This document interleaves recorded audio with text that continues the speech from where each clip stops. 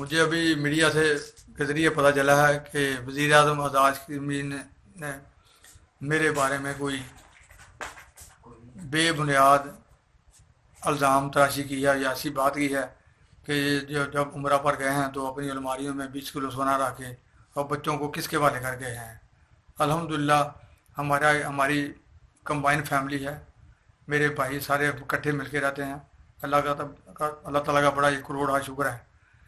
تو وہ ایسا کوئی معاملہ نہیں ہے، میرے بھائیوں کے پاس سے ہی میرے بچے سارے۔ میں تو یہی کہوں گا جو اس طرح کی بے بنیاد جھوٹی باتیں کرتے ہیں ان کے بارے میں تو اللہ تعالیٰ نے سیدھا ہی کہا ہے لعنت اللہ علی الکاذبین، جھوٹے پر اللہ تعالیٰ کی لعنت۔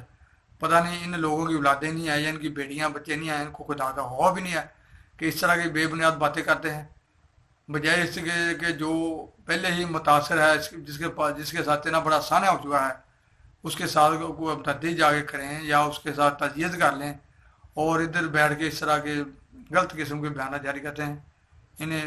بڑا انتہائی افسوس کی بات ہے، میں بلکہ ایسے بیانات کی مذمت کرتا ہوں۔